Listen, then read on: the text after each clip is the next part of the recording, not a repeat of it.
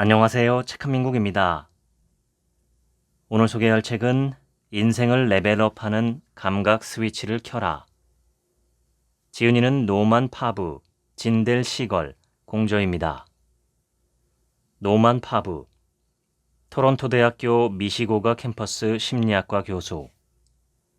진델 시걸, 토론토 대학교 스카보로 캠퍼스 기분장애 심리학 석좌 교수이자 마음챙김 기반 인지치료의 공동 창시자. 마야는 편안한 삶을 살았다. 안정된 직장에 다니며 가끔 콘서트를 관람하고 타코를 먹고 요가를 하며 친구들을 만나고 취미 생활을 하며 시간을 보냈다. 그녀는 부침을 거듭하는 파란만장한 인생사가 아니라 평탄한 길을 걸어왔다. 그런데도 그녀는 매일 아침 불안과 불만이 가득한 채로 깨어났다. 늘 어딘가에 갇혀있는 기분이었다. 그런데 해결책이 전혀 예상치 못한 곳에서 나왔다. 그녀는 이모를 따라 동네 뜨개질 모임에 갔다. 그런데 놀랍게도 손에 쥔 플라스틱 바늘과 바늘이 서로 부딪힐 때 나는 둔탁한 소리, 손가락 사이로 미끄러지는 실 등 뜨개질이라는 촉각적 경험에 뭔가 특별한 것이 있었고 그녀는 손재주가 요구되는 뜨개질의 매력에 푹 빠져들었다. 실타래가 더 크고 완전한 무언가로 변하는 모습을 보며 그녀는 엄청난 쾌감을 느꼈다. 왜인지 알 수는 없었지만 뜨개질 수업이 끝날 때면 몸은 한층 가벼워졌고 자유롭고 창의적인 생각들이 떠올랐으며 고민은 저 멀리 사라졌다. 중요한 것은 뜨개질에 탐닉하는 순간만큼은 갇힌 기분이 들지 않는다는 점이었다. 어딘가 갇혀있는 느낌이 들기 시작하는 것은 같은 문제를 반복해서 해결해야 할 때이다. 한 세기가 넘는 연구 결과가 뒷받침하듯 어딘가 갇혀있는 느낌은 쇠퇴로 이어질 위험을 수반한다. 내가 옳다는 생각에 사로잡힌 사람은 논쟁에서 이길 수 있지만 관계는 잃고 만다. 돈벌이에 집착하는 사람은 부를 축적하지만 행복을 쌓지는 못한다. 안전에 집착하는 사람은 위험을 차단할 수 있지만 놀랍고 멋진 경험을 할 기회를 잃는다. 우리의 뇌는 패턴을 찾고 그것에 적응하도록 설계되어 있으며 세상을 예측하고 예측 가능한 방식으로 대응한다. 우리는 수십 년간 패턴을 찾고 따르는 뇌의 네트워크를 연구해왔다. 우리는 이 네트워크를 습관의 집이라고 부르지만 공식적으로는 디폴트 모드 네트워크, 즉 DMN으로 더 잘 알려져 있다. DMN은 우리가 생각하는 것보다 훨씬 더 많은 일을 결정하며 다른 어떤 방법보다 훨씬 더 쉽게 삶을 영위할 수 있게 해준다. 그러나 문제는 이 습관의 집이 잘못 작동할 때가 덜어 있다는 것이다. 설문조사에 따르면 창업자의 28%가 번아웃을 경험한다. 창업자들은 자신을 성공으로 이끌었던 바로 그 습관 때문에 몰락하기도 한다. 번아웃은 창업자뿐만 아니라 예술가, 교사, 의사, 엔지니어 등 일에 몰두하는 사람이면 누구에게나 나타난다. 팬데믹 이전에는 미국 성인 근로자의 약 3분의 1이 업무 관련 피로감을 느낀다고 답했고 현재는 50% 이상이 자신을 번아웃 상태라고 표현한다. 최근엔 세계적인 운동선수들도 예외가 아니라는 사실이 확인되었다. 그럼에도 역경을 극복하는 법은 고전적인 방식인 밀고 나가는 것이며 휴식을 취하는 것은 실패를 자초하는 일처럼 보인다. 안전해 보이는 현재가 지속되는 일은 대개 없다. 14세기에 쓰인 어느 위대한 작품은 이렇게 시작한다. 인생의 중간 지점에서 나는 숲속에서 길을 잃었다는 사실을 깨달았다. 앞이 너무 어두워 보이지 않았다. 단테는 신곡에 이런 씁쓸한 말을 남겼고 그로부터 500년 뒤 덴마크의 철학자 쇠렌 키에르 케고르는 특정한 것에 대한 두려움이 아닌 막연한 두려움이나 초조함을 불안이라는 단어로 묘사하며 불안은 인간의 조건이라고 했다. 요동치는 불안, 공포, 초조함은 우리가 무엇을 얻고 경험하든지 간에 그것이 우리가 바랐던 것과 다르다는 사실을 암시한다. 더 깊은 의미와 번영으로 향하는 사다리는 우리의 손이 닿지 않는 곳으로 계속 올라가고 있는 것 같다. 기본적인 욕구는 충족시켰지만 의미를 찾을 것이라고 기대했던 곳에서 공허를 발견한다. 요컨대 우리는 행복하지 않다. 1940년대 내분비학자 한스 셀리에는 흔히 스트레스 반응으로 알려진 일반 적응 증후군을 세상에 소개했다. 셀리에는 삶의 요구를 충족시키는 데 필요한 자원이 불확실한 상태일 때 살아남기 위해 우리가 어떻게 진화해 왔는지를 설명했다. 셀리에는 우리가 왜 어떻게 쇠약해지는지 설명했다. 그는 수십 년에 걸친 연구 끝에 우리의 몸이 스트레스에 예측 가능한 세 단계로 반응한다는 사실을 밝혀냈다. 1단계인 경고 단계에서는 스트레스를 인식하고 행동할 동기를 부여받는다. 2단계인 저항 혹은 적응 단계에서는 스트레스 요인과 공존하려 노력한다. 그래도 스트레스가 해소되지 않으면 마지막 단계인 탈진에 이르는데 이는 생물학적으로 치명적이며 유기체의 죽음으로 이어지기도 한다. 타인의 말이나 몸짓, 행동이 자신을 향한 것으로 받아들이는 사람일수록 심리적인 어려움을 겪는다. 마음챙김과 명상의 기반이 되는 불교는 자아가 정신적 조작에 지나지 않으며 자아의 렌즈를 통해 사물을 보는 것이 고통과 분열의 원인이라고 가르친다. 불교적 관점에서 번영은 자아와 관련된 기대를 버리는 초심자의 마음을 가질 때 시작된다. 우리는 명상을 수행하면 자기 판단을 하는 경향이 낮아진다는 구체적인 증거를 찾기 위해 기능적 자기공명 영상 fMRI 데이터를 면밀히 분석했다. 그러나 마음챙김 훈련을 받은 집단이 자기 판단을 더 잘 억제한다는 증거는 찾을 수 없었다. 대신 관련이 없어 보였던 신체 감각에 관여하는 부위에서 더 많은 활동이 관찰됐다. 마음챙김 명상의 이점은 자아를 없애는 것이 아니었다. 연구 데이터는 감각이 입력되는 즉시 자아가 확장되는 것을 보여주고 있었다. 부정적인 자기 판단은 판단하고 싶은 충동을 억제할 때가 아니라 새로운 것이나 갈등, 파괴 등의 창의적인 경험으로 자아가 풍부해질 때 약화되었다. 감각을 풍부하게 사용하면 기분이 좋아진다는 사실은 누구나 직감적으로 안다.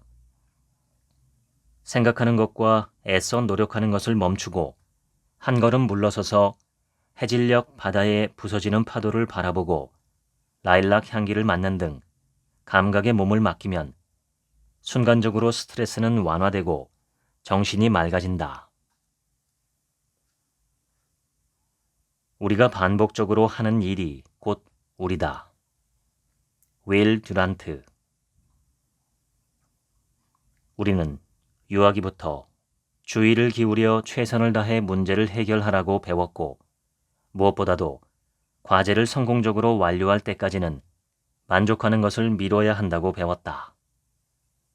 그 결과 우리는 기대에 부응했는지 생각하는 데 지나치게 많은 시간을 할애하고 반면에 탐구하거나 주변의 감각 세계를 즐기는 데는 소홀하여 정서적 어려움을 겪는다.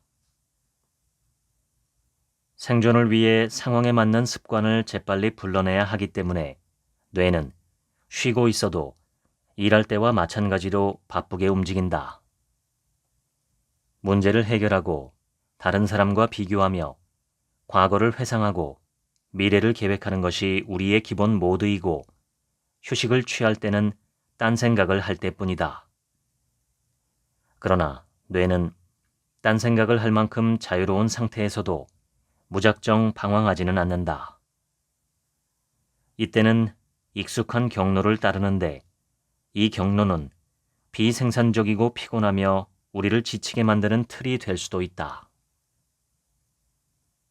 1950년대 신경과학 기술이 발전하면서 우리는 양전자 방출 단층 촬영, 즉 PET라는 영상 기술을 통해 매 순간 소비되는 산소와 당의 양으로 뇌의 대사 활동을 측정할 수 있게 됐다. 루이스 소콜로프와 그의 연구팀은 PET 스캔을 통해 휴식을 취할 때나 수학 문제를 풀 때나 뇌 활동에는 변화가 없다는 놀라운 사실을 발견했다. 1970년대 데이비드 바잉바르는 실제로 노력을 들여 정보를 처리할 때보다 휴식 중일 때 뇌 앞부분의 활동이 더 활발하다는 사실을 알아냈다. 딴 생각을 하고 있을 때 떠오르는 문장들은 사소해 보일 수 있지만 결코 그렇지 않다. 그것은 당신의 삶을 습관적이고 강박적인 패턴으로 끌어들이는 습관의 집, 즉 DMN의 작용이다. 힘든 활동을 하다가 언제 쉬어도 되는지 묻거나 지루한 강의가 중요한지 물어보는 작은 목소리가 바로 DMN이다. 뇌의 많은 영역은 문제를 해결하고 세상과 소통하도록 설정되어 있지만 DMN은 이기적인 맥락을 강화하고 우리에게 자기 자신을 돌볼 것을 상기해 큰 그림을 잊지 않게 해준다. 수학 문제를 풀거나 여행을 계획하거나 대화에 몰두했더라도 모든 것이 끝나면 DMN이 당신을 다시 습관의 집으로 데려온다. DMN은 궁극적으로 우리가 하는 경험에 대해 설명을 제공하는 휴리스틱의 안내자라고 보면 된다. 이 역할은 단순히 내면의 독백과 자아 감각을 제공하는 것 이상이다. DMN은 빨간불이니 멈추라거나 늦었으니 서두르라거나 다가오는 사람이 친구이니 낯선 사람과는 다르게 인사를 건네라는 등 상황을 자동으로 이해하도록 돕는다. 과거의 고통은 마음속에 남아 정신의 습관을 왜곡하고 현재의 경험을 지배한다. 습관의 집에 억류되어 있는 것과 같다. 삶의 많은 부분이 DMN에 의해 프로그래밍 된다는 사실은 흥미롭지만 회의적으로 보일 수도 있다. 간단하고 현실적인 예로 발부터 살펴보자.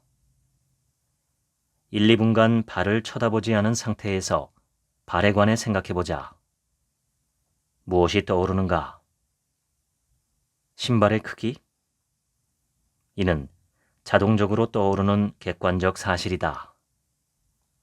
주관적 판단이 들 수도 있다. 자신의 발이 마음에 드는가, 마음에 들지 않는가? 발 모양이 달라졌으면 좋겠는가? 냄새가 날까봐 걱정되는가? 발톱의 상태는? 핵심은 당신에게 발에 대한 많은 지식이 저장되어 있고 발을 생각하기만 하면 이 모든 정보가 자유자재로 떠오른다는 것이다. 이제 자신의 발을 보면서 발에 주의를 기울여보자. 뼈부터 피부까지 발 안팎을 주목하며 피부의 촉감, 바닥이나 침대와 닿는 부분의 압력을 느껴본다. 이제 발가락을 꽉 쥐고 최대한 안으로 말아 근육의 팽팽함, 발목에 느껴지는 감각에 주의를 기울이고 발가락과 발바닥의 감각도 느껴본다. 그 다음 발가락을 풀고 근육이 이완되면서 감각에 어떤 변화가 생기는지 확인한다. 판단과 감각을 비교해보면 발처럼 평범한 대상도 색다른 생각을 불러일으킬 수 있다. 판단은 확실성을 확립하려고 한다. 반면에 감각은 정해진 결과가 없다는 점에서 덜 확실하게 느껴지지만 이때 판단은 뒤로 물러나 있으므로 스트레스를 덜 유발한다. 감각을 느끼는 동안에는 문제를 찾는 일이 우선순위에서 밀려나는 것을 느꼈는가? 우리 뇌의 상당 부분은 순수하게 감각을 느끼는데 할당되어 있다. 시각은 두개골 맨 뒤쪽, 청각은 귀 바로 뒤쪽, 후각과 미각은 코 위쪽, 촉각은 정수리에서 귀 쪽으로 이어지는 회백질을 따라 위치한다. 설명을 종합하면 뇌의 뒤쪽 절반은 감각이 차지하고 앞쪽은 감각을 바탕으로 무엇을 할지 파악하는 그림이 그려진다. 신경과학은 감각이 뇌의 뒤쪽에서 시작된다는 사실과 감각에 대한 반응은 앞쪽에서 생성된다는 사실을 밝혀냈다. 신경과학에서 가장 명확한 구분은 좌와 우가 아니라 앞과 뒤이며 외부 세계로부터 몸으로 들어오는 입력은 대부분 뇌의 뒤쪽에 도달하고 몸에서 나가는 출력은 뇌의 앞쪽에서 출발한다. 우리는 참가자들에게 영화의 슬픈 장면을 시청하게 하고 그들의 뇌를 스캔했다. DMN 활동이 많을수록 뇌의 감각 부위가 활성화되어 부정적 감정이 유발된다는 것이 우리의 가설이었는데 결과는 정반대였다.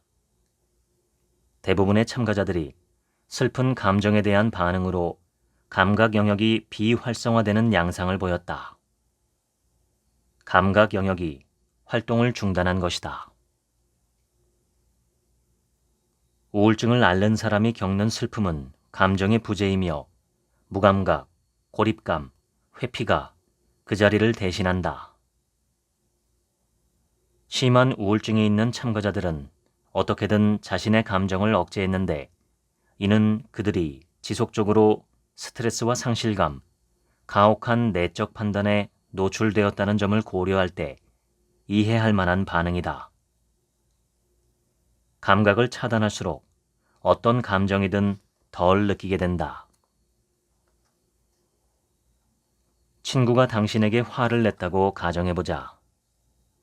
이때 최악의 행동은 감정을 억누르고 평소처럼 행동하는 것이다.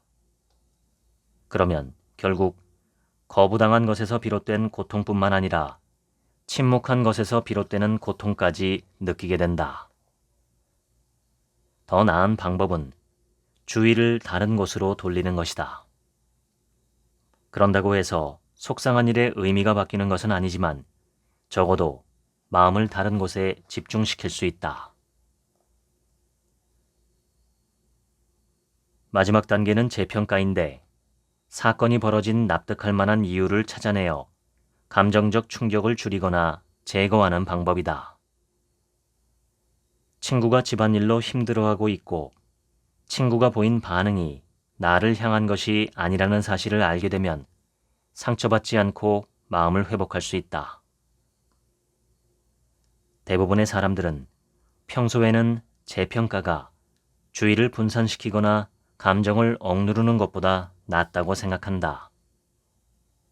문제는 자극을 받고 화가 치밀어 오른 상태에서는 차분하게 성찰하고 재평가할 능력이 사라진다는 것이다. 대신에 우리는 마음을 진정시키기 위해 주의를 환기하는데 이는 스트레스 요인에 몰입하는 것을 견디지 못하기 때문이다. 주의를 환기시키면 즉시 안도감을 얻을 수 있지만 문제를 이해하거나 바꿀 수 있는 가능성은 줄어든다. 우리가 부정적 사고를 지속하는 이유는 스트레스가 감각을 차단해 이미 알고 있는 것 외에 다른 것은 보기 어렵게 만들기 때문이다. 이제 우리는 감각을 탐색하는 훈련을 더 많이 해야 한다. 감각 근육을 키워라. 1949년 현대 신경과학의 창시자인 도널드 올딩 헤브는 뇌의 학습과 망각이 어떻게 일어나는지 설명했다. 그는 동시에 활성화된 뇌 영역들은 더 강력한 연결고리를 만들어 향후 함께 활성화될 가능성이 높다고 주장했다. 그는 이 과정의 본질을 함께 발화한 뉴런은 함께 연결된다라고 표현했다.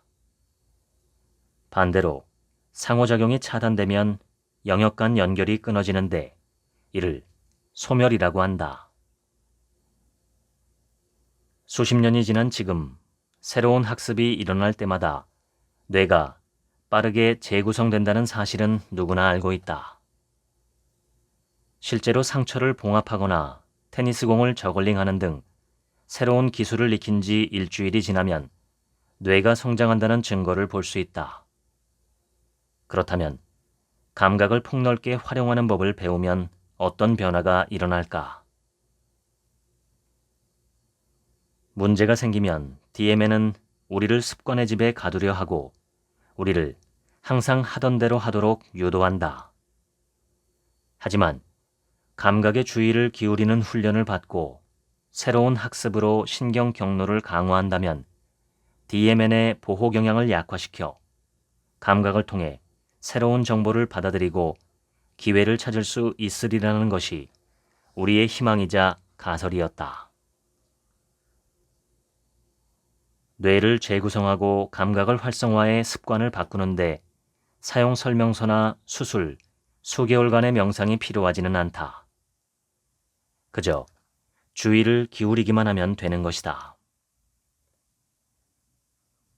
연구에 따르면 감각의 주의를 기울여 특정 뇌 부위의 신경을 활성화하는 것은 가능하다. 주의를 기울이는 것은 순간적인 뇌의 작동 방식에 영향을 미칠 뿐만 아니라 뇌 구조에도 영향을 미쳤다. 우리가 감각의 주의를 기울이지 않으면 감각은 신진대사의 흐름에 휩쓸려 사라진다. 하지만 근본적인 뇌의 구조가 바뀌면 더 적은 노력으로도 감각에 접근할 수 있게 된다. 건강한 신체 발달을 위한 체육 교육은 있지만 스트레스 감소와 정신건강 증진을 위한 교육 프로그램은 없다. 신경과학의 발달로 감각 훈련이 아침에 스트레칭을 하는 것과 다름없다는 사실이 밝혀졌다. 우리는 근섬유의 유동성 부족으로 발생하는 근육 뭉침에는 스트레칭이 합리적이라는 사실을 잘 안다. 마찬가지로 일상에서 감각을 인식하는 습관을 키우면 뇌의 감각 근육을 유연하게 유지해 뇌의 앞부분까지 늘어나도록 해준다. 장미꽃 향기를 맡기 위해 잠시 멈추는 것은 사소한 행동이 아니라 스트레스가 쌓일 때도 해야 하는 중요한 습관인 것이다. 주의가 제대로 집중되지 않을 때는 습관적으로 과거와 미래로 분산되어 현재에 집중하지 못하고 대안도 찾지 못한다. 우리는 매 순간을 전체 그림을 보듯 하지만 사실은 그 그림의 극히 일부만 인식하도록 학습되어 있다. 이것이 바로 감각 경로를 재구축하는 일이 변혁적인 이유다. 낯선 경험적 요소에 주의를 기울일 때 지배적인 내러티브가 약화되고 새로운 발견을 할 기회가 열린다는 것을 이해한다면 다음번 산책이 인생을 바꿀 수도 있다. 뇌의 가장 기본적인 기능 중 하나는 감각으로부터 받은 무작위적이고 시끄러운 정보를 의미 있고 질서 있는 꾸러미로 재포장하는 것이다. 좋은 소식은 타인의 생각과 상관없이 어떤 일에 집중할지 결정할 수 있는 것은 나 자신이라는 점이다. 방해 요소가 가득한 바쁜 하루더라도 당신은 얼마든지 자신의 감각을 탐구할 수 있다. 우리의 연구에 따르면 누구든지 자기 자신이 집중하고 싶은 곳에 주의를 집중할 수 있다. 감각에 더 많은 시간을 할애하기만 해도 감각을 인식하는 주의 경로를 강화할 수 있다. 연구 결과에 따르면 감각에 주의를 기울이는 연습을 하면 평소에 방치되기 쉬운 뇌 부위들이 활성화된다. 이런 부위들을 계속 활성화하면 새로운 신경 경로가 형성되어 뇌의 구조가 근본적으로 바뀐다. 감각에 많은 시간을 할애할수록 신경 가소성이 증가하고 연락처 목록에 새 친구를 추가하는 것처럼 감각을 사용할 수 있게 된다. 1. 시각적 변화와 움직임. 넓고 개방된 공간을 찾는다. 실내라면 창문이 좋다. 잠시 시간을 내어 주변을 위아래 좌우로 살펴본다. 시야에서 가깝거나 먼 물체 하나를 선택하고 눈에 띄는 시각적 요소에 집중한다. 순전히 시각적인 방식으로 물체를 경험해본다. 2. 촉각의 변화와 움직임. 피부에 닿는 옷감, 각기 다른 질감에 집중해보자. 어느 부위에서 꽉 조이는 느낌, 느슨한 느낌, 거칠거나 부드러운 느낌이 느껴지는가? 이러한 감각이 동일하게 유지되는가? 걷거나 앉을 때 달라지는가? 인지한 것에 이름을 붙이지 말고 오로지 촉각을 통한 경험에 집중해본다. 3. 청각의 변화와 움직임. 실내에 있든 실외에 있든 잠시 멈추고 주변의 소리에 귀를 기울여보라. 차량들이 지나다니는 소리, 목소리, 물이 흐르는 소리, 문을 여닫는 소리, 전화벨 소리 등 어떻게 크고 익숙한 소리들이 먼저 들리며 소리의 층위가 형성되는지 들어보자.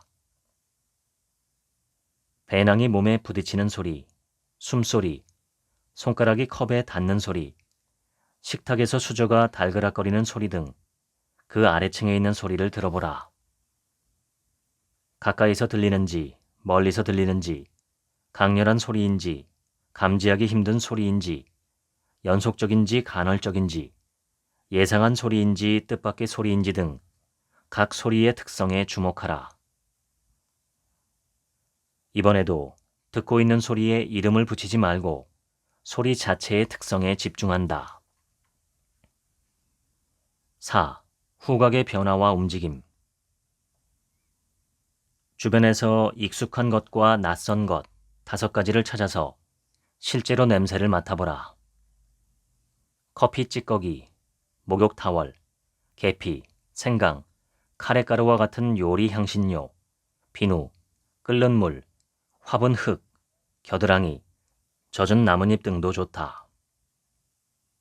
숨을 들이마시며 무슨 향인지 맞추지 말고 그 향의 특성을 설명할 수 있는지, 시간이 지나며 향이 변하는지 아니면 그대로 유지되는지 살펴보라. 향이 강렬한지 은은한지, 훅 끼치는지 서서히 맡아지는지, 놀라움을 자아내는지, 연속적인지 간헐적인지, 내내 같은지 맡아본다. 5. 미각의 변화와 움직임. 주요한 맛의 이름을 떠올리지 말고 하나 또는 여러 가지 맛을 느끼고 그 맛의 특성이 어떠한지, 시간이 지나면 변하는지 또는 그대로 유지되는지 설명한다. 그 맛이 강렬한지 미미한지, 금세 느껴지는지 아니면 서서히 느껴지는지, 놀라움을 주는지, 연속적인지 간헐적인지, 다른 맛으로 바뀌는지 아니면 내내 같은지 설명한다. 연습을 마친 뒤에는 기분이 어떤지 확인한다. 새로운 정보를 받아들이는 기분은 어떠했는가? 예측할 수 없는 감각의 특성을 즐기면서 흥미로움을 느꼈는가? 아니면 약간의 불안감을 느꼈는가? 체험이 즐거웠는지 여부와 관계없이 감각을 반응하는 방식에 있어서 새로워진 것이 있는가? 2009년 1월 15일 설렌버거 기장은 허드슨강의 차가운 물 위에 US 에어웨이즈 1549 편을 안전하게 착륙시켜 155명의 생명을 구했다. 이륙 직후 양쪽 엔진을 전부 잃은 설렌버거 기장은 미지의 영역에 있었다. 당시 그는 이건 현실이 아니야. 내게 이런 일이 일어날 리가 없어 라는 생각이 들었다고 한다. 그는 40년 경력의 베테랑 조종사였다. 그는 삶이 모든 기대와 규칙을 저버렸으며 오랜 훈련과 습관들로는 이 비행기를 안전하게 착륙시킬 수 없다는 사실을 빠르게 깨달았다. 그는 비상 착륙에 대비해 광범위한 훈련을 받았지만 실제로 민간 여객기를 물 위에 착륙시킨 적은 없었다. 그런 일을 해본 사람이 누가 있겠는가? 즉흥적으로 새로운 방법을 찾아 첫 시도에 성공하는 것 외에는 선택의 여지가 없었다. 그는 생사가 달린 압박감 속에서 완전히 그 순간에 몰입해야 한다는 사실을 깨달았다. 그것은 곧 자신의 감각에 모든 주의를 집중하는 것을 의미했다. 그는 당시 상황을 이렇게 설명했다. 그 몇 초 동안 딴 생각은 전혀 하지 않았다. 가족도 생각하지 않았다. 오로지 비행 경로를 통제하고 문제를 하나씩 해결해야 한다는 생각뿐이었다. 설렌버거 기장은 냉철한 이성을 유지하려 애쓰기보다 순간의 혼돈 속에 자신을 내맡기고 상황이 전개되는 대로 감지하고 대응하면서 기존의 루틴을 제쳐두고 스트레스가 흘러가도록 내버려 두었다. 설렌버거의 성공을 이해하는 열쇠는 스트레스가 심했지만 집중해야 했다라는 그의 말에 있다. 이 말의 핵심은 해결할 문제에 스트레스는 없었다는 것이다. 그의 임무는 자신의 기분을 나아지게 하는 것이 아니라 비행기를 착륙시키는 일이었다. 감정을 다스리려고 했다면 중요한 정신적 자원이 자신을 진정시키는 일과 감정을 조절하는 데에 투입되었을 것이다. 앞서 우리는 많은 사람들이 슬플 때 부정적인 감정을 억제한다는 사실을 발견했다. 감정을 억누를수록 우울 증상이 심해진다는 사실도 fMRI 스캐너를 통해 확인했다. 그러나 감각에 집중하는 훈련을 받은 사람들은 슬픈 영화를 보고 느낀 감각과 중립적인 내용의 장면을 보고 느낀 감각을 같은 수준으로 처리했다. 본능에 굴복해 감정을 억누를 때 우리는 가장 중요한 것으로부터 주의를 분산시킨다. 기대를 충족시키느라 새로운 정보를 받아들일 기회를 놓치는 것이다. 추락하는 비행기를 구하기 위해 설리는 먼저 자신의 감정 상태라는 문제를 받아들였다. 그는 자신이 압도적인 스트레스를 받고 있으며 차분한 조종사가 되는데 실패했다는 사실을 인정했다. 그런데 부정적인 감정의 수용이 어떻게 부정적인 감정의 영향력을 줄여주는 것일까? 고대 그리스인들은 정신기제를 일종의 극장으로 생각했고 프로이트는 수력학을 이용해 정신이 정신적 압력의 축적과 방출을 통해 기능한다고 설명했으며 인공두뇌 학은 뇌를 컴퓨터로 묘사하고 자기개발 전문가들은 뇌를 근육으로 취급해 사용할수록 강해진다고 찬양한다. 감정 연구자인 리사 펠드먼 베럿은 뇌의 처지를 다음과 같이 설명한다. 뇌는 어두운 상자, 즉 두개골 속에 갇혀 몸과 그 너머의 세계에서 벌어지는 일에 대한 감각적 단서를 받아들인다. 뇌는 번쩍이는 빛, 뜻밖의 소리, 쓴맛, 자극적인 냄새, 압박감이나 열감 등의 정보를 지속적으로 받는다. 이러한 감각꾸러미의 기원은 알려지지 않았지만 각 감각꾸러미는 무언가 변화가 있음을 암시하며 뇌는 이러한 변화가 반응을 해야 할 만큼 생존과 관련이 있는지 판단한다. 뇌는 감각꾸러미를 빠르게 분류하고 과거의 경험과 비교하여 원인과 의미를 추론하도록 진화해왔다. 뇌는 논리나 즐거움, 정확성을 위해 진화한 것이 아니라 자신에게 거처를 제공하는 신체를 조절하기 위해 진화했다. 우리의 뇌는 상황을 미리 파악하고 필요에 따라 몸이 행동할 수 있도록 준비하기 위해 끊임없이 정보를 생성한다. 순간적인 판단은 종종 틀리기도 하지만 그렇게 하지 않으면 상황은 더 나빠질 수 있다. 상황 파악에 시간이 오래 걸리면 대응이 늦어질 수 있기 때문이다. 뇌의 관점에서 생각해보면 인간의 동기를 색다르게 이해할 수 있다. 생존을 위해 쏟아지는 정보를 처리하는 뇌를 상상해보라. 앞서 설명한 것처럼 뇌는 신체 내부와 외부 환경의 변화를 인식하고 대응해야 한다. 뇌는 자신이 무엇을 다루고 있는지 어떻게 알 수 있을까? 신경과학적 관점에서 볼 때 뇌는 끊임없이 추측하고 결과를 처리한다. 뇌의 아랫부분에서는 사물을 이미 알고 있는 세상의 것과 비교하여 사물의 이름, 의미, 관련 기억을 부여한다. 다른 정보들은 뇌의 상부로 이동하여 사물에 접근하거나 사물을 피하거나 조종할 수 있도록 사물의 위치를 파악한다. 하지만 이름을 붙이는 것만으로는 충분하지 않다.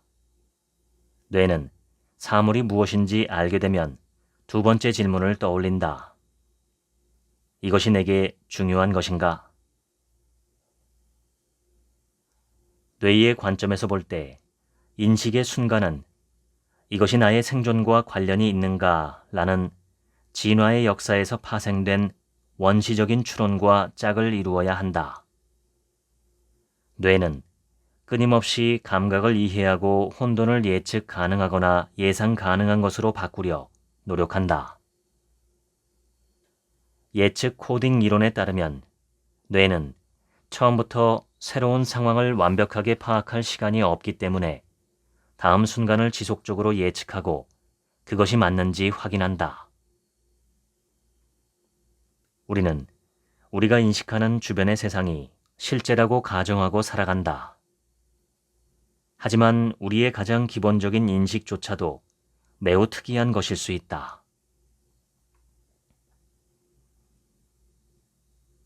클로드 레비 스트로스는 슬픈 열대라는 책에서 아마존 열대우림의 특정 부족이 사용하는 분류 체계를 설명했다.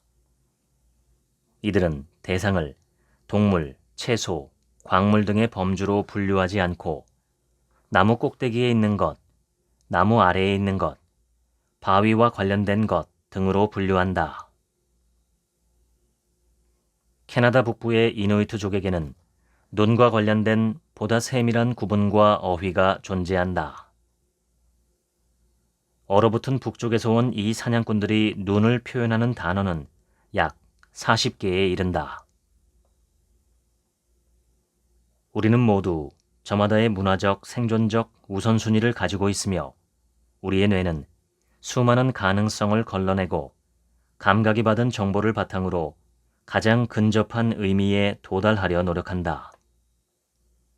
가장 중요한 목표는 기대, 즉 세상에 대한 사전 지식과 감각, 즉 현재 순간에 들어오는 정보 간의 차이인 예측 오류를 줄이는 것이다. 우리 대부분은 어른이 되면서 자신이 처한 환경에서 안정감을 느끼게 되는데 이는 우리가 혼란과 불확실성의 순간들을 최소화하여 예측 오류를 해결했으며 더 이상 침대 밑에 숨어있는 괴물을 걱정하지 않는다는 신호이다. 그러나 우리는 언제나 낯선 영역에 놓이게 되고 예상할 수 없거나 기대에 어긋나는 상황에 맞닥뜨리게 된다. 당신의 예측이 당신을 움직인다. 예측 오류를 최소화하려는 노력은 동기부여가 된다.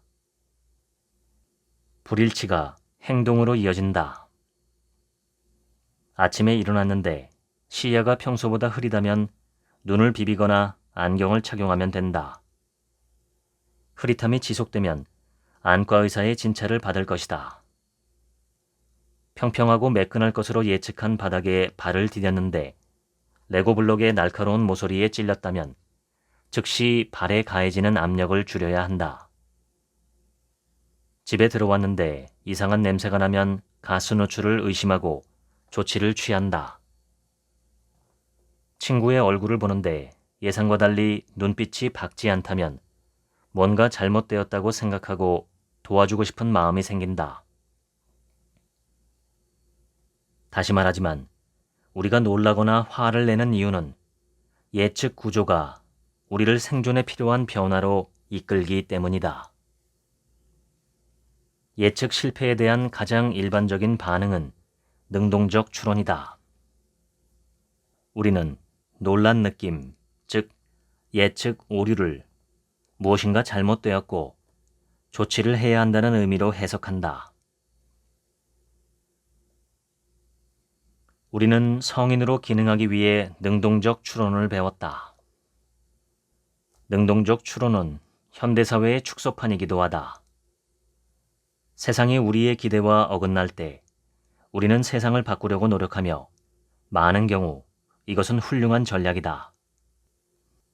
우울한 친구의 기운을 북돋우기 위해 위로의 말을 건네기도 하고 직장에서 예상치 못한 분노와 불만족을 느끼면 새로운 회사를 알아보기도 한다.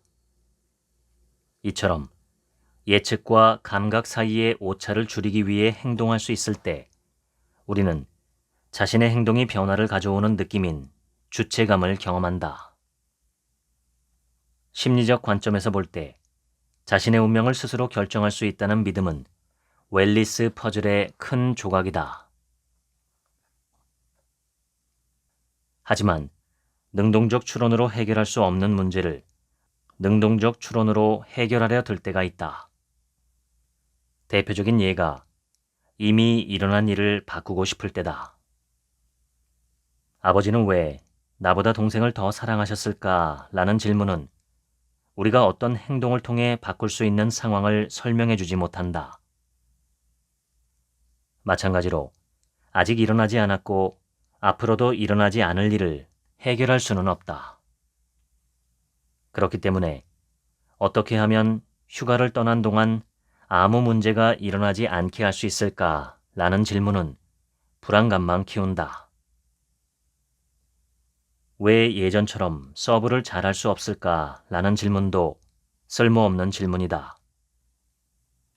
능동적 추론은 노화에 아무런 영향을 미칠 수 없고 분노는 괴로움을 초래하기 때문이다. 세상을 바꾸기 위해 아무리 노력해도 과거를 지우거나 미래를 보장하거나 자연의 법칙을 바꿀 수는 없다. 실제로 많은 정신건강 장애는 능동적 추론이 실패한 결과다. 학습된 무력감은 우울증에 관한 연구에서 유래한 개념으로 능동적 추론을 통해 문제를 해결하는 데 거듭 실패한 사람이 자신의 문제를 해결할 수 없는 것으로 간주하기 시작할 때 발생한다.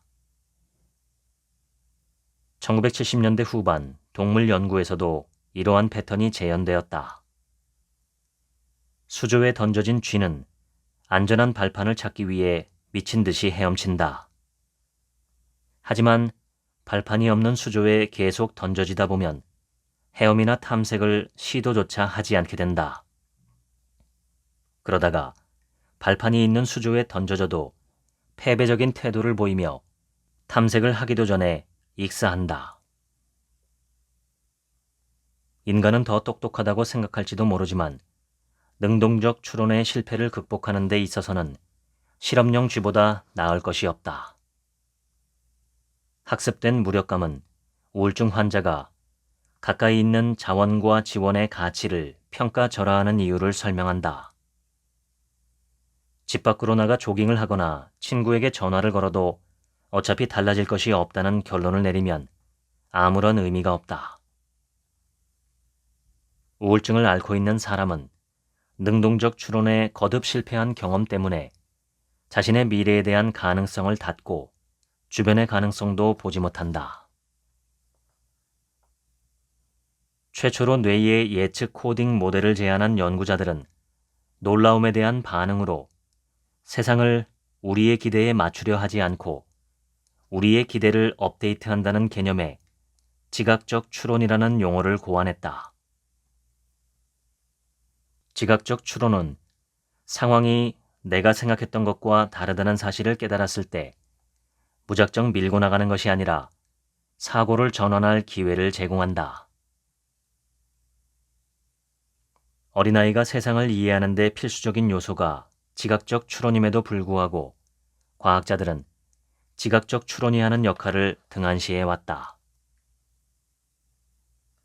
일반적으로 서구 문화에서는 지각적 추론을 일상을 탐색하는 유용한 접근법으로 보지 않는다. 변화해야 할 대상이 우리의 기대일 수도 있다는 점을 고려하지 않는 것이다. 배고플 때 밥을 먹고 불의를 목격했을 때 목소리를 내고 불쾌한 사람이나 위험한 상황을 피하는 것은 좋은 생각이다. 하지만 예상치 못한 사건의 부조화를 줄이기 위해 세상을 바꾸려 할 때 우리는 계속해서 놀라게 되고 괴로움을 느끼며 우리의 예측은 빗나간다. 능동적인 추론을 따랐는데도 우리의 감각에 변화가 없을 때는 우리의 기대가 바뀌어야 한다는 신호다. 지각적 추론은 감각을 중시하는 데서 시작된다. 나이가 어리거나 권력이나 지위가 낮은 사람일수록 자신이 세운 모델이 세상과 일치하지 않을 때 지각적 추론을 한다. 신념도 동일한 원리로 작동한다. 새로운 정보를 받아들이지 못하면 낡은 관점에 계속 의존하므로 변화가 일어나도 이를 활용할 수 없다. 그러면 결국 끊임없이 변화하는 세상에서 점점 더 소외감을 느끼게 된다. 바쁜 금요일 오후, 마트에서 계산을 하려고 줄을 서 있다. 물건을 올려놓고 신용카드를 찾다가 신용카드가 없다는 사실을 깨닫는다. 기적적인 도움이 일어나지 않는 한 식료품 값을 지불할 방법은 없으므로 간단한 해결책을 찾기 위해 머리를 쥐어짜는 것은 도움이 되지 않는다. 이 시나리오에서는 능동적 추론은 선택사항이 아니다. 하지만 지각적 추론은 큰 도움이 된다. 마법의 순간은 기적적으로 카드가 발견되는 순간이 아니라 불가능한 소원을 비는 것을 멈추고 현재 상황을 받아들이는 순간이다. 그 순간 당신의 세상은 달라진다. 스트레스 지수는 낮아지고 당신은 집에 가서 카드를 찾거나 다시 신청할 수 있다. 실수는 절대 용납할 수 없다는 정신 모델을 업데이트하기만 하면 된다. 실수는 인간적인 것이라는 현실을 받아들이면 큰 짐을 덜 수 있다. 자신의 실수를 받아들이고 앞으로 나아가는 데는 지각적 추론이라는 노력이 필요하다. 워싱턴 대학교의 저명한 임상심리학자이자 변증법적 행동치료의 창시자인 마샤 리네하는 10대 시절 자해를 시도했다. 사회적으로 위축된 상태였던 그녀는 17살이던 1961년 벽에 머리를 박는 등의 행위로 병원 치료를 받았다. 입원해 있는 동안 그녀는 약물 투여, 수시간에 달하는 정신분석, 30회의 전기 경련 요법 등의 고된 치료를 받았지만 별다른 효과를 보지는 못했다. 그녀는 어떤 감정이 어떤 생각으로 이어져서 자해 행위를 초래했는지 파악하고 싶었다. 그녀는 먼저 문제를 해결하려는 시도를 멈추지 않고서는 그 어떤 것도 고칠 수 없다는 것. 다시 말해, 혼란을 받아들이는 것이 출발점이라는 통찰을 얻었다. 그녀는 삶을 원하는 대로가 아니라 있는 그대로 인정하는 것을 급진적 수용이라고 불렀다. 급진적 수용 기술은 고통에 대응하는 첫 번째 단계로 감각 포화와 탐색을 강조한다. 리네한의 업적이 매력적인 이유는 효과적인 치료법이 거의 없던 시절에 자해하는 사람들의 삶을 개선했기 때문이다. 감각의 톤은 감각을 더 원하거나 덜 원하거나 무관심하거나 세 가지 중 하나를 하려는 성향을 말한다. 실제로 감각과 함께 떠오르는 좋아, 싫어, 그저 그래 의 순간을 명명하면 반응의 필요성을 줄일 수 있다. 감각에 대한 우리의 반응을 업데이트하는 행위는 지각적 추론이다. 분노든 혐오감이든 어떤 감정을 인식하면 일반적으로 그 감정에 수반되는 행동과 감정을 분리할 수 있다. 아르키메데스에게 문제가 생겼다. 시라쿠스의 왕 히에론 2세가 새 왕관이 순금이 아닌 것 같다며 아르키메데스에게 진실을 밝혀달라고 부탁한 것이다. 왕관의 질량과 금의 질량이 동일하다는 것을 확인할 방법이 필요했지만 당시의 도구만으로는 풀 수 없는 수수께끼였다. 휴식이 필요했던 아르키메데스는 따뜻한 욕조에 몸을 담갔다.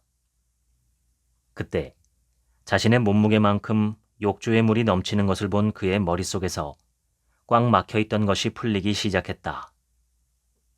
유레카, 그가 외쳤다. 그가 질량을 측정하는 방법인 변이를 발견한 것은 뛰어난 분석력이 아니라 인지적 노력을 포기하고 감각에 의지한 덕분이었다. 기존의 틀에 박힌 시각에서 벗어난 사고는 천재성을 구성하는 하나의 요소이다. 위대한 사상가들이 깨달은 새로운 통찰과 발견 가운데 답을 구할 때까지 문제를 계속 파고들어 얻어낸 것은 드물다. 돌파구는 관습적인 사고를 내려놓을 때 나타난다. 그들을 습관의 집에서 벗어날 수 있게 해준 것은 다른 생각이 아니라 바로 감각적 경험이었다. 감각을 수용하고 현재에 머무는 순간에 정신적 강렬함은 사라지고 갑자기 깨달음을 얻게 된다. 뉴턴과 아르키메데스가 그랬던 것처럼 통찰력을 얻으려면 먼저 습관의 집에서 벗어나야 한다. 진정한 여행의 발견은 새로운 풍경을 찾는 것이 아니라 새로운 눈을 가지는 것이다. 마르셀 프루스트. 어떤 직업을 가지고 있든 우리의 삶에는 혁신과 발견이 필요한 부분이 있다. 탐색을 통해 뿌리 깊은 문제에 대한 해결책을 찾지는 못하더라도 찾아보는 것만으로도 더 나은 사람이 될 수 있다. 행복 연구 저널에 실린 최근 연구에 따르면 스트레스가 많은 날에도 호기심을 유지하는 사람들은 그렇지 않은 사람들보다 더 좋은 기분을 유지했다. 탐색에 대해 개방적인 태도를 지닌다는 것은 도전을 배움과 성장의 기회로 여긴다는 것을 의미한다. 습관에 갇혀 있다는 사실을 알아차리는 첫 순간을 포착하는 것이 매우 중요하다. 그것이 자유로워지기 위한 첫 번째 단계다. 변화해야 할 이유가 있고 현재의 상황과 변화해야 할 상황 사이에 차이가 있다는 점을 알게 되면 변화를 시도할 동기를 찾을 수 있다. 포커의 세계에서는 이성적으로 행동하지 않는 불안정한 상태를 틸트가 왔다고 표현한다. 아이들이 짜증을 내거나 투정을 부릴 때도 불안정한 상태라고 표현한다. 성인이 되어서도 혈당이 지나치게 낮으면 불안정한 상태가 될 수 있다. 문제는 자기 자신의 내면 상태가 변했다는 사실을 인식하지 못하기 때문에 짜증이 나는 원인을 다른 사람의 탓으로 돌린다는 것이다. 그러다가 낮잠을 한숨 자거나 간식을 먹고 나면 주변 사람들이 전부 구제불능은 아니라는 것을, 자신이 조금 과민 반응을 했을 수도 있다는 점을 깨닫게 된다. 이러한 상황에서 궁극적으로 올바른 반응은 상황이 점점 나빠지고 있네, 아니면 그냥 내가 그렇게 느끼는 건가? 하고 지각적 추론을 하는 것이다. 문제가 무엇인지 알아차릴 수 있을 만큼 충분히 자각하는 것이 중요하다. 하지만 우리는 이런 종류의 성찰에 능숙하지 않다. 그보다는 능동적 추론에 빠져 사방에서 범인을 찾는다. 마술사 톨리 버칸에 대해서는 들어보지 못했어도 그가 1970년대 소개한 숯불 걷기에 대해서는 들어봤을 것이다.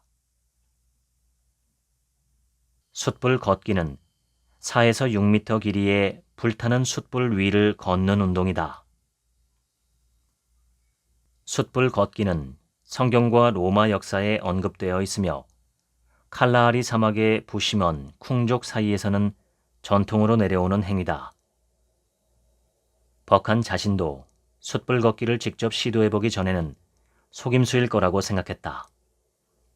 그는 ABC 뉴스와의 인터뷰에서 숯불 걷기를 해보자마자 여기에 사람들을 기존 사고의 틀에서 벗어나게 하는 잠재력이 있다고 생각했습니다.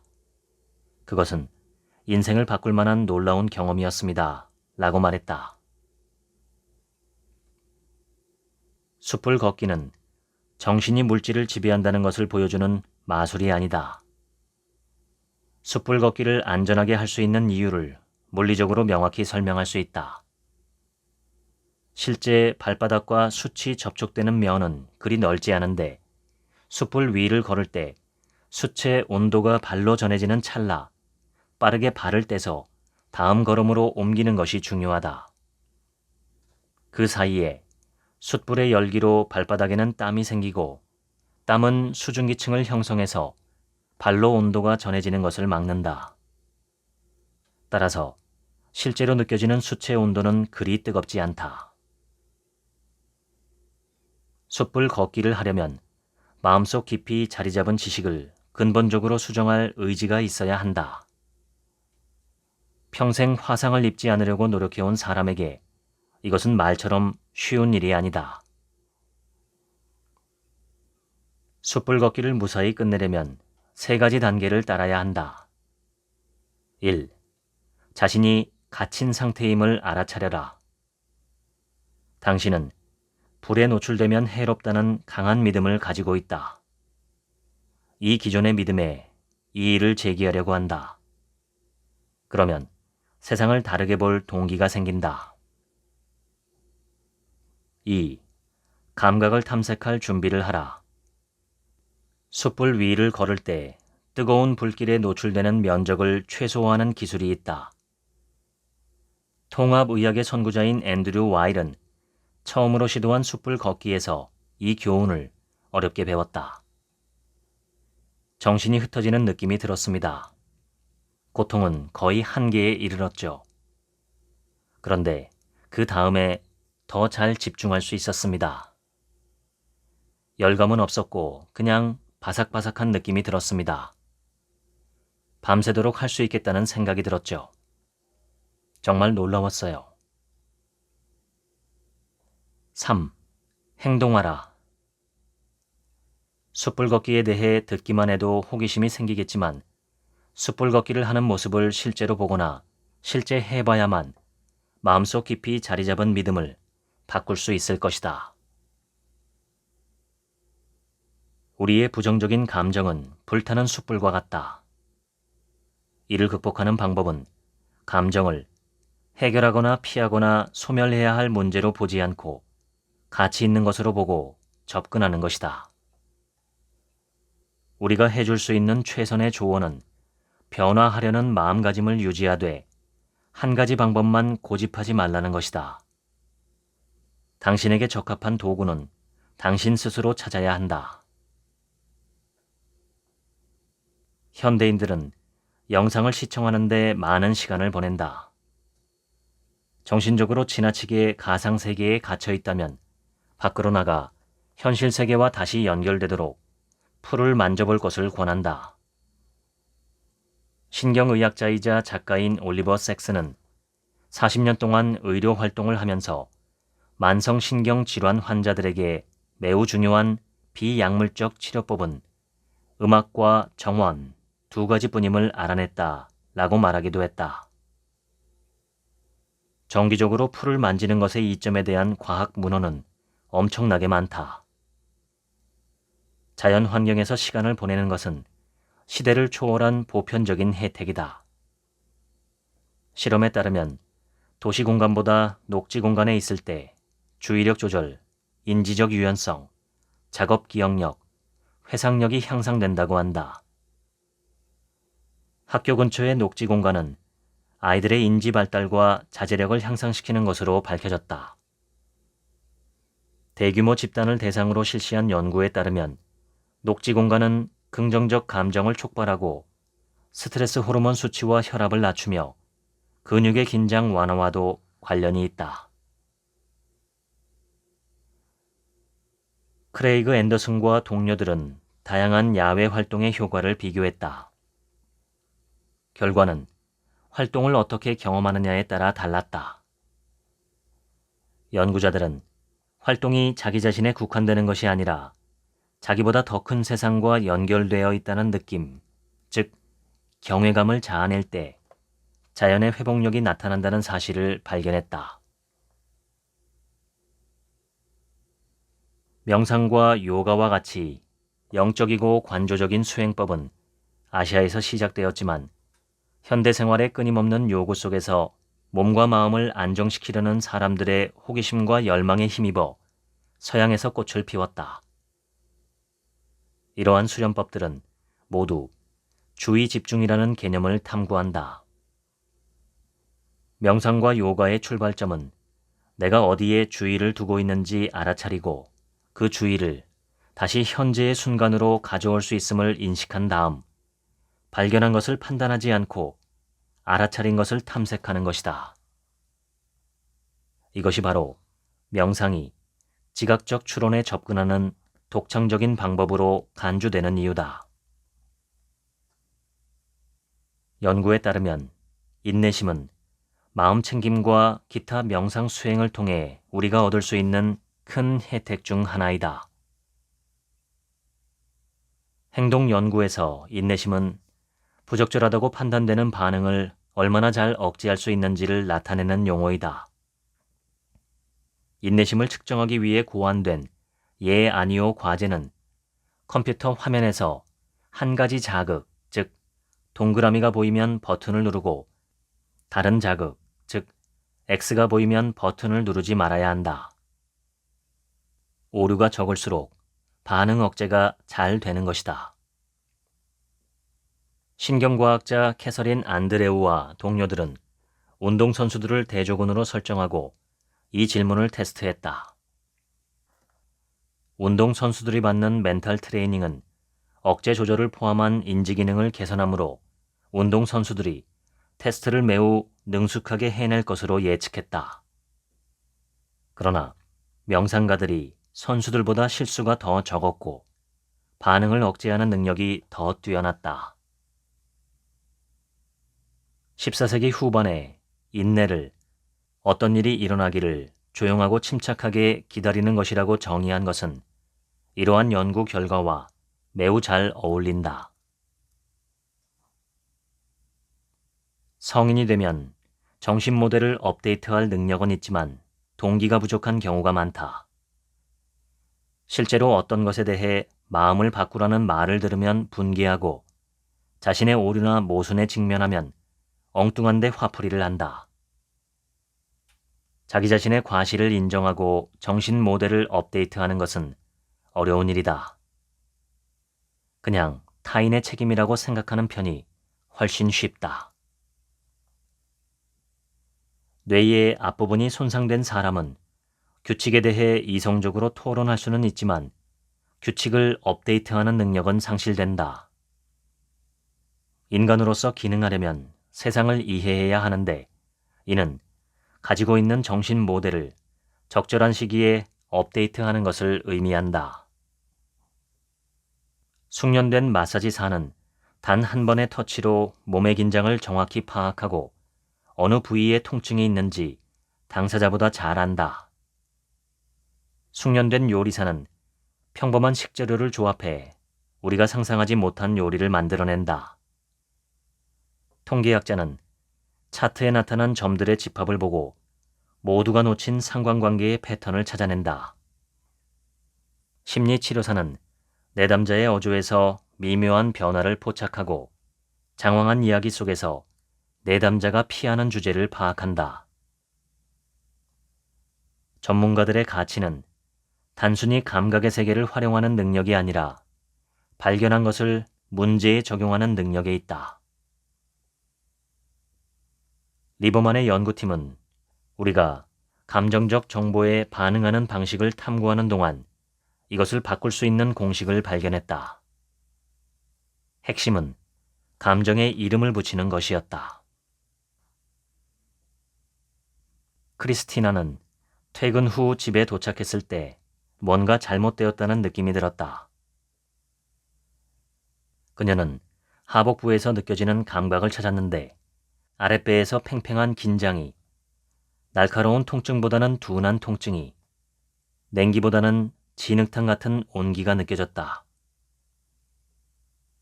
왜 이런 느낌이 드는지, 무슨 의미인지 알 수 없었지만 적어도 그 느낌이 있고 없을 때를 알아차릴 수 있었다. 그녀는 이 감정을 회색이라고 부르기로 결정하고 앞으로 이 감정을 조심하기로 결심했다. 몇 주 동안 크리스티나는 회색이 나타났을 때 자신이 어디에 있었고 무엇을 하고 있었는지 기록하려고 노력했다. 그러다가 주인과 함께 놀고 있는 개들을 볼 때 회색이 자주 나타난다는 사실을 알아차렸다. 어떤 면에서는 이해가 되는 일이었다. 그녀의 소중한 반려견이었던 알피라는 이름의 와이어 폭스테리어가 몇 달 전에 세상을 떠났기 때문이다. 당시 그녀는 슬픔에 잠겼지만 극복했다고 생각했다. 하지만 가슴 한구석에서 느껴지는 회색의 느낌은 그녀의 생각만큼 그녀가 괜찮지 않다는 사실을 알려주는 것이었다. 그녀는 여전히 알피를 그리워하고 있었다. 결국 크리스티나는 회색을 해석해냈다. 우리는 삶을 탐험할 때 지도나 도로 중 어디에 주의를 기울일지 선택해야 한다. 지도는 뜻밖의 돌불이나 우회로 위험에 대해 알려주지는 않는다. 목적지를 염두에 두는 것만큼이나 도로에서 눈을 떼지 않는 것도 중요하다. 앞길을 주시하며 예측 지도를 맹목적으로 따르지 않는 조건을 만드는 것이 지혜로운 일이다. 하나님, 우리가 바꿀 수 없는 것은 받아들이는 평온을, 바꿀 수 있는 것은 바꾸는 용기를, 또한 그 차이를 구별하는 지혜를 주소서. 미국의 신학자 라인홀드 니버가 쓴 평온을 비는 기도. 평온은 주어진 순간의 주체성과 현존감을 극대화하는 데서 나온다. 주체성은 우리가 바꿀 수 있는 것을 바꾸는 것이고, 현존감은 세상을 바꿀 수 없을 때 그 상태를 그대로 받아들이는 것이며, 지혜는 속상한 상황에 놓였을 때 언제나 두 가지 선택지가 있으며 현명한 선택을 하지 않을 때 불일치로 인해 고통받게 되는 것을 깨닫는 통찰, 직관, 삶의 경험이다. 이것이 바로 전환이 의미하는 것의 본질이다. 당신은 당신이 관심을 기울이는 것이 될 것이다. 스스로 어떤 생각과 이미지에 자신을 노출시킬지 선택하지 않으면 다른 사람이 선택해 줄 것인데 그들의 동기는 당신에게 가장 좋은 동기가 아닐 수도 있다. 에픽테토스. 지금 당신이 가진 것이 최고라고 생각하지 않는다면 새로운 세상을 발견할 수 있는 유일한 방법은 실험과 탐험이다. 새로운 일을 시도하라. 지금까지 인생을 레벨업하는 감각 스위치를 켜라 읽어드렸습니다. 지금부턴 제 얘기입니다. 이 책의 핵심 단어는 감각입니다. 오감, 즉 5가지 감각은 시각, 청각, 촉각, 미각, 후각이죠. 우리가 외부 세계를 인식하는 기초가 바로 감각 정보입니다. 인간을 제외한 동식물들은 저마다 놀라울 정도로 발달한 감각 능력이 있습니다. 독수리는 2km 밖에 있는 쥐 한 마리를 볼 수 있고 박쥐는 초음파를 이용해 세계를 지각하며 개는 엄청난 후각 능력을 갖고 있습니다. 사람도 그러한 감각 능력을 분명 갖고 있었을 테지만 문명을 만든 후부터 감각이 퇴보하기 시작했죠. 감각이 퇴보했다는 것은 그러한 감각을 쓰지 않아도 생존과 번식에 지장이 없다는 뜻입니다. 우리는 도시의 어두컴컴한 뒷골목을 걸을 때도 갑자기 표범이 나타나 목덜미를 물어뜯지 않을까 하고 걱정하지는 않습니다. 문명이 그것을 해결했기 때문입니다. 그렇지만 숨어있는 표범을 찾아낼 수 있는 청각과 시각, 후각 능력은 퇴보할 수밖에 없습니다. 인간은 감각을 버리고 문명을 얻었습니다. 문명은 확장된 감각이며 대규모로 펼쳐진 간접적 공동 감각입니다. 문명의 혜택은 분명하지만 그로 인한 그림자도 뚜렷합니다. 외부 세계를 신체의 오감으로 감각하고 해석하는 일은 생물체 본연의 기능입니다. 그것을 잘 해낼 때 우리는 만족감과 일체감 그리고 자존감을 느낄 수 있습니다. 즉, 우리가 그렇게 행동하도록 뇌가 보상을 준다는 말이죠. 그런데 감각적 경험에 대한 풍부한 경험과 적극적인 인지가 현대 사회에서 줄어들게 되면서 현대인들은 멍해지고 우울해지고 무력감을 느끼기 쉬워졌다는 것입니다. 이 책에서는 세상을 대하는 2가지 방식에 대해서 설명합니다. 첫 번째가 능동적 추론, 2번째가 지각적 추론입니다. 우리가 현재 상황에 대해서 만족하지 못할 때 상황을 바꾸거나 우리를 바꾸거나 둘 중에 하나를 선택할 수 있습니다. 능동적 추론은 상황을 바꾸려 시도하는 것이고, 다시 말해 세상을 바꾸려 하는 것이고, 지각적 추론은 우리의 인식, 생각, 해석을 바꾸려 하는 것입니다. 저자에 따르면 이 2가지 추론을 모두 조화롭게 활용해야 유능해지고 행복해집니다. 그런데 현대인들은 지나치게 능동적 추론에 과몰입한 상태입니다. 지각적 추론을 하기 위해서는 유연성, 즉 융통성이 중요합니다. 나의 생각과 해석과 인식 그리고 관점을 절대적인 것으로 인정하지 않고 오감을 통한 감각을 활발하게 사용해서 현상과 세계에 대한 탐색과 실험을 반복하고 그 결과를 나의 생각, 사고, 추론, 관점에 반영해서 나 자체를 업데이트하는 것. 이것이 바로 이 책의 제목처럼 인생을 레벨업하는 방법입니다. 오늘 소개한 책에서 나온 대로 외부 세계, 특히 자연과 자주 접촉하며 오감을 자극하는 것은 우리를 더 행복하고 유능하게 합니다. 나이아가라 폭포를 봐도 냉소적이고 감흥이 없는 사람이 있지만 어린아이들은 동네 공원의 작은 분수만 보아도 몰입하며 환호합니다. 열린 마음을 지닌 어린아이처럼, 그리고 언제나 모든 것을 흥미롭고 여유롭게 바라보는 초심자처럼 일상을 살아보시면 어떨까요? 지금까지 책 한민국의 하루치 생각이었습니다. 들어주셔서 감사합니다.